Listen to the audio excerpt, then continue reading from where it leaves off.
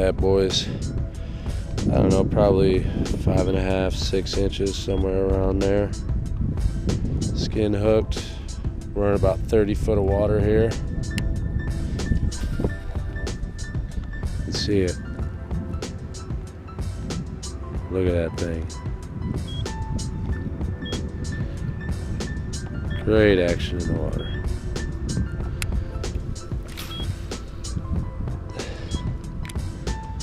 Theoretically, I should be using a darker color, green pumpkin,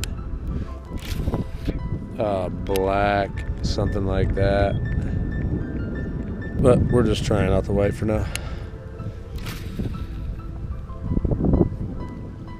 See if we can't get some of these fall bass to jump on here.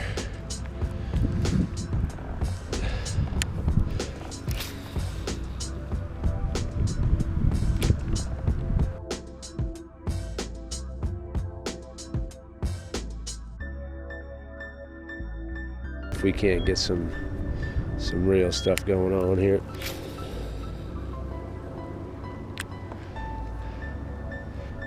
I mean, I'm hoping you guys could see that, but I mean, what fish wouldn't want to eat that, right? So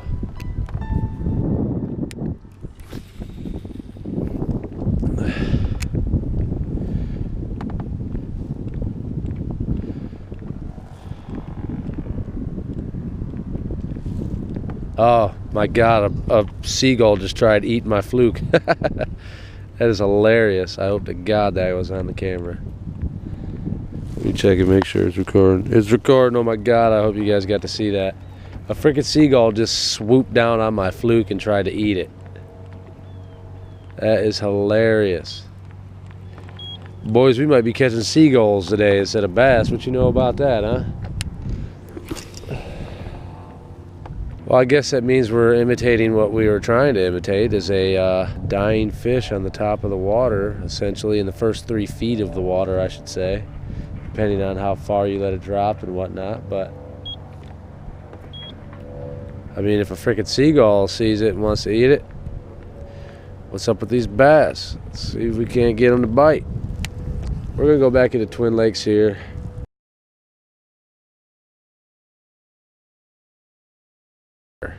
Right in the mouth of that opening for Twin Lakes. It gets very shallow and then it drops off to about 20 feet. Now, anybody around here knows that this lake is about 4 to 6 foot dropped. You can see the bank, this is a great time of year to kind of analyze what you're fishing in the summer. All that rock wall right there, I mean, all the way down is just a rock wall. That is a great spot to fish. We all know points and mouths and all that stuff are great areas, but you know, what a great piece of information to have as far as what you're really fishing on in the springtime once this water is back up to full level. Let's get back to Twin Lakes and see if we can't get some real bites here, guys.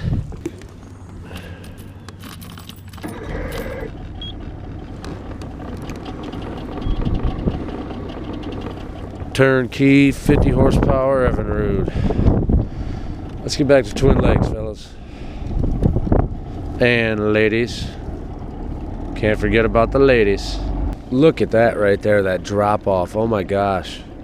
Right on the mouth, that point. I'm definitely glad we're videotaping this. This is going to be great to look at, study, and get ready for next season. I think it's time to hook up the old trolling motor. Shut this guy down. Okay. Let's see what we got going on here.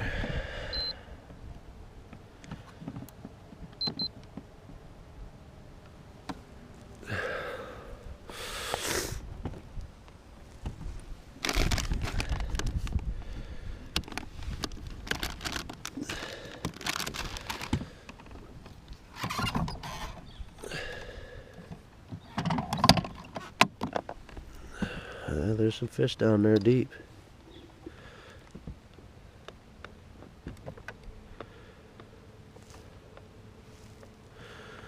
They're down on the bottom. Maybe I should get down there. They look like there's some hogs right there.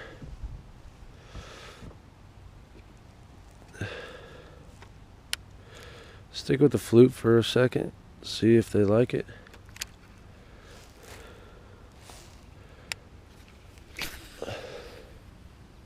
That's funny. Can't get them to hit the old fluke.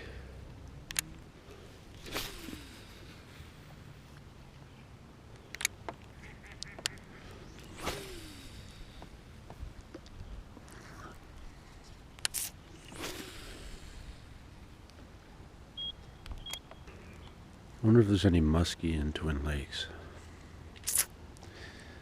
That would be fun.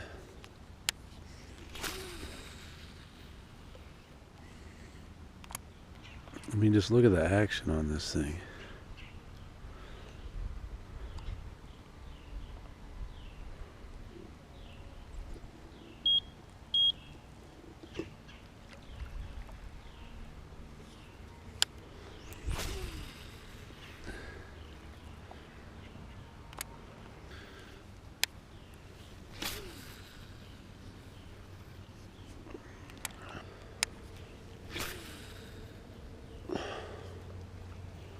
Nice big hook. Sits perfect. What I like about these baits with the little hook line in them is that you don't have to skin hook it necessarily. Better hookup ratio, that's it. But what an awesome bait. Let's get at him.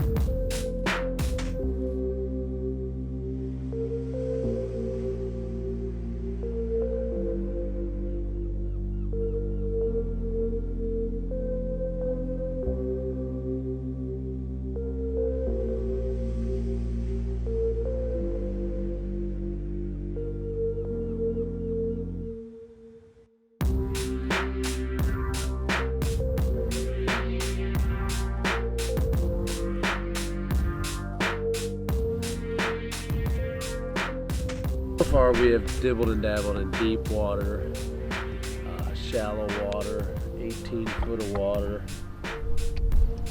Got a couple bites, nothing real significant, probably small fish. The best thing that's happened today so far is that seagull trying to eat my fluke. That was freaking hilarious. As of right now, I think I'm just gonna drive around, try to find another spot, and we'll get back at it. Way too cold to be planing out, folks. We're gonna take it slow here. Oh God. My eyes started watering, I couldn't see nothing. Sheesh. What do you think of my little microphone setup? You guys like that? It's really not bad out when you're just coasting around, but I tell you what, you try to plane out in this stuff right now, you will freeze your A off. trying to tell you.